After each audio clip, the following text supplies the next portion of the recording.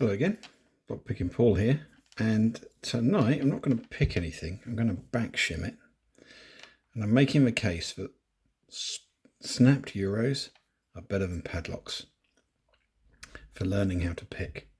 Let me explain why. A lot of people learn to pick locks and they start with padlocks, and why not? They're readily available. Things like this are really nice looking padlocks. They're not cheap. Or alternatively, they'll pick things like this. This is something that says it's a Top Tools padlock. It's actually a piece of junk. And there is more of these around than these. So a lot of people end up picking these, or they go to the local hardware store, they go to the end of the aisle, they'll buy the cheapest padlock they can find because they don't know if they're really going to like picking locks. And they'll come home with something like this, or a tri-circle, and then they'll proceed to pick it and wonder why they're not learning anything. They might get it open. In fact, they're not hard to get open. This thing, basically, if you use harsh language, it will fall open. But it won't tell you anything, because it's like picking a wire wool inside an aircraft hangar. The tolerances are appalling. There's terrible feedback. They're just awful. Awful to learn on. So seriously, stay the heck away from cheap padlocks if you want to learn how to pick a lock. Come back to these later on, because they are a valid lock. There are a lot about, but the feedback is just awful if you're learning something. Now, these you'll get a lot better feedback from. But you'll spend, I don't know, £15, $20 on something like this, and it's going to teach you how to pick one lock. It's got security pins, that's great, but it's got some other problems. It's got quite a small keyway. It's got quite small pins. Padlocks generally tend to be smaller pinned with smaller keyways, and beginner lockpick sets tend to be thicker and heavier picks. Well, they're more difficult to navigate inside keyways like this. So actually, that makes learning how to pick one of these things, again, more difficult because your pick is getting jammed inside these tiny keyways. For the price of this one really rather nice padlock, you can have, let me show you, all of that. You can have all of those. And what these are snapped Euros. So this is probably easier if you're in Europe or in the UK. I don't know how many Euros are in use in America. But these things are essentially scrap. This is a full Euro cylinder. And what happens is sometimes locksmiths, or quite often locksmiths, to remove these, they will snap the lock at this particular screw point here, and the lock will fall out. And you'll be left with lots of halves of locks. And you can buy batches of these on eBay for very little money. £15, $20, and you'll get a dozen locks. And what you're going to get is a mixed bag. Some are going to be hard, some are going to be easy. There might be one or two broken ones in there, and if you do get a broken one, well, take it apart, keep the springs, keep the pins, and you've got yourself some spares, and you've got some opportunity to change the pinning and switch things up a little bit. So they're really a good opportunity. The plus here as well is the keyways. I compare this Versa to this one here. You can see that keyway is bigger. It's going to be a bit wider. The pins are definitely bigger inside, so they're easier to find with the pick. It's just a better option for learning to pick. So, and I will, in the description, I'll put some brands to watch out for, which are good, and some brands to watch out for, which are going to be problematic. So, first of all, I can say Versas, old ERAs, not that, maybe that. Old ASECs, old AKs, EHLs, old Yales even, like this one.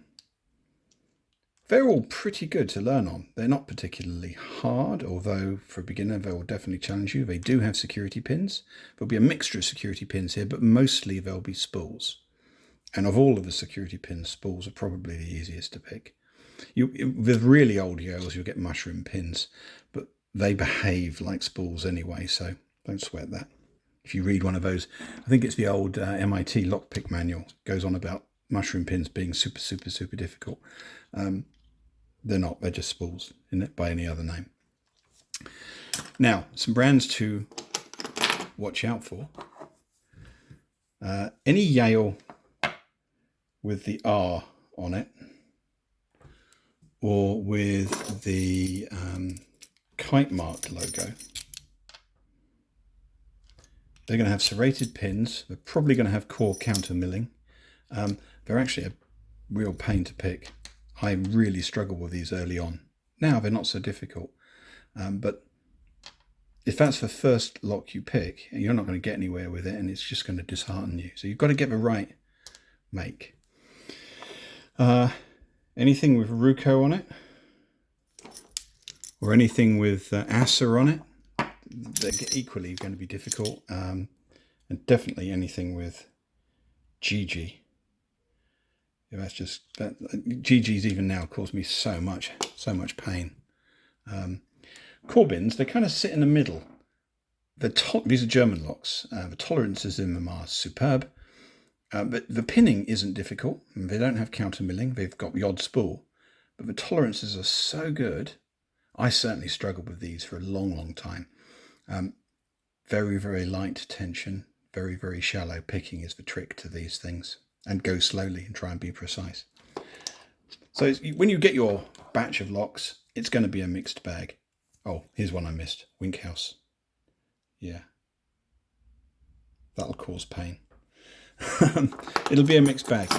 And you've got to sort of do a bit of research, which is kind of fun, to work out which ones are going to be good practice locks for you.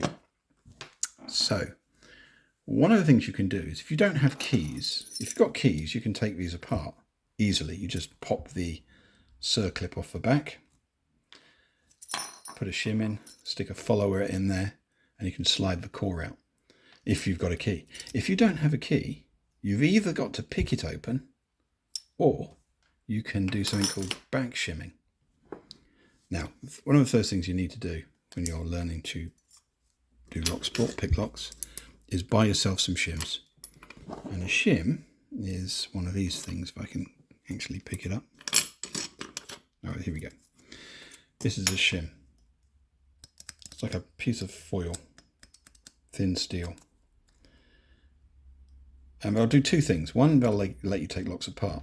And two, if your lock has any other holes in the core or skeletonization, it will stop the driver pins dropping into those and bricking the lock. So, and I'll show you how to use a shim in a second. But always use a shim when you're taking a lock apart. That way you can avoid destroying the lock. A lesson I think all of us have learned. I've certainly destroyed more than one lock because I was too lazy to pull out the shims and do it. Now on this particular lock, I've already taken the circlip off just to save us all a bit of time. They vary. Some are spring loaded, some are just soft metal, like this was a soft metal one. I just pulled it off with some pliers. You can always bend that back on with some pliers. Or you can buy yourself a set of circlips about the same diameter and fit stainless circlips to them. But let's get to the business of back shimming a lock. What the shim is going to do, it's going to separate the core with the key pins in it from the Bible with the driver pins in it. And once we've separated the two, we can pull the core out. So take your shim, once you've removed your circlip, and slot it between the core and the Bible and push down, and it will stop. And where it's stopped, if you look on the top, always good to do this with a lock that you can see the plugs. If I hold up a shim next to it, you can see that that has, it's gone down as far as the 6th pin, which tells me that that 6th pin chamber isn't populated. That's an empty pin chamber. Good to know. So this isn't a 6-pin lock, it's actually a 5-pin lock. Now, in order to back shim this, if you put a little bit of light tension on the back of this shim. Not too much because you'll bend it. Get the light over here a bit better. Then take a rake. You're going to put that in the lock and you're going to rake it gently while you're applying some tension to that shim. And it will, as the pins sort of find the shear line, the shim will slide in between them. Now, if you want to check what kind of progress you're making, just compare the shim. And you'll notice now, we've actually gone in a pin. So we've now shimmed effectively 2 pin stacks, although only one of them was populated. So we've got 4 pins remaining in this lock. Let's keep going, see if we can get some more.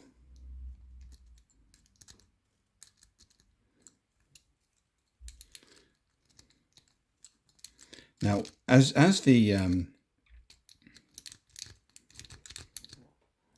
you start to get some of these set, you're going to have to vary where the rake is. Don't keep pushing the rake right to the back, because all you're doing is pushing key pins onto the shim, and that will prevent the shim from sliding forward. So you've got to be sort of aware of that.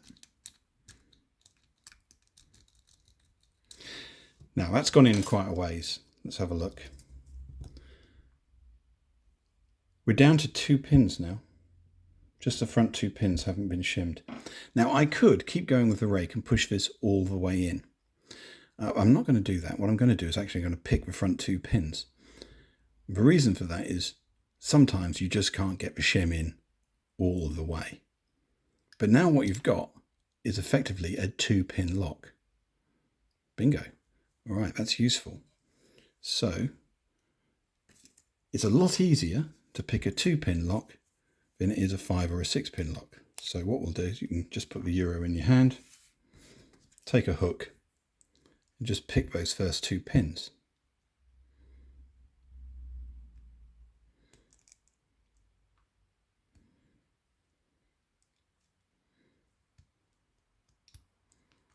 There's a false set.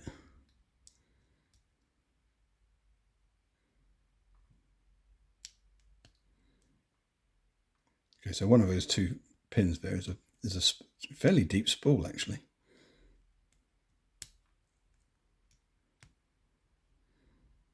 Back, got me false set back. So I'm actually having trouble picking a 2-pin lock. Let me just change the position.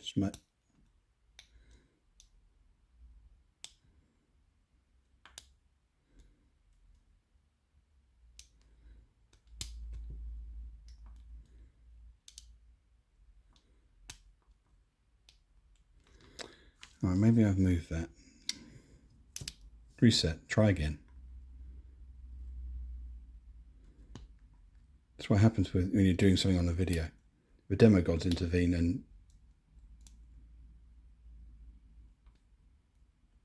keep you grounded.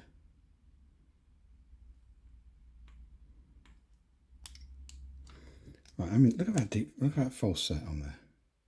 It's huge. Definitely not pin 1. It's got to be pin 2.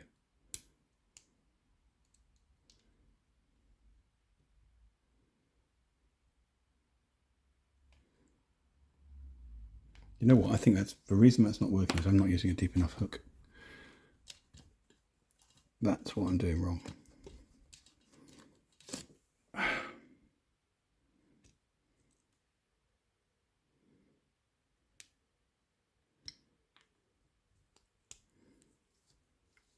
Now I'm using too deep a hook.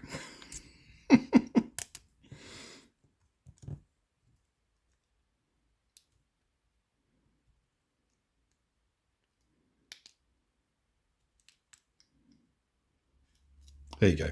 Yeah, it wasn't pushing it up high enough. It needed a really, really deep hook. I think we'll discover that pin 2 is going to be quite a short key pin.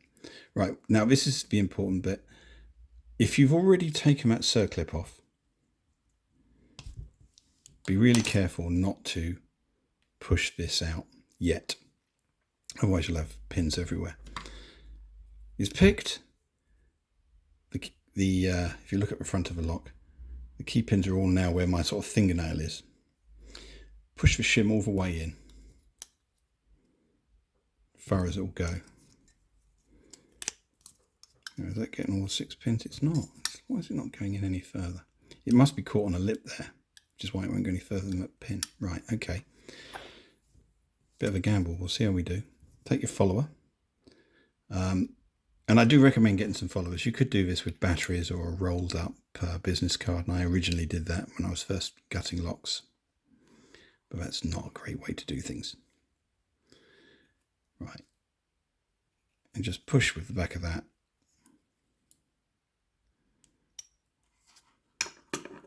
Yeah, and as I said earlier, it's 5 pins in a, look at that, 5 pins in a 6-pin casing.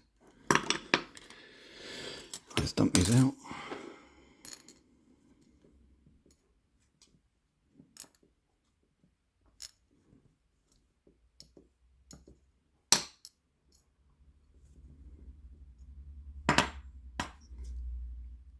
Nothing special about that core. Right, the other thing you're going to want are some tweezers. Proper pinning tweezers have a little groove on the end and just makes it easier to grab the pins. So in pin 1 we've got a standard. Pin 2 is a really rather deep spool, which is what was causing that deep force set. I'll take the shim out.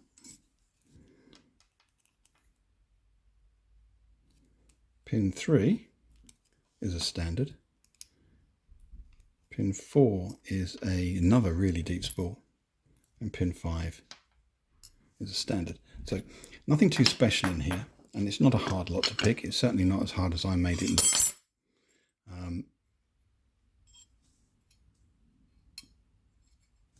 But there you go. A really simple lock, but with some great spools in it for teaching you things like counter rotation. So, and it's a lock that costs, you know, pence, as opposed to significantly more money. And practice makes perfect, right? And variety makes you better. So yeah, that's the case for snapped Euros as opposed to shiny padlocks. I mean, don't let it stop you getting shiny padlocks, but if you're on a budget, snapped Euros will get you much more coverage and much better quality locks than the cheap junk you get from China. Okay, that's it. Sorry for the clumsy 2-pin pick, which I'm going to hang my head in shame now. Enjoy your picking. Cheers.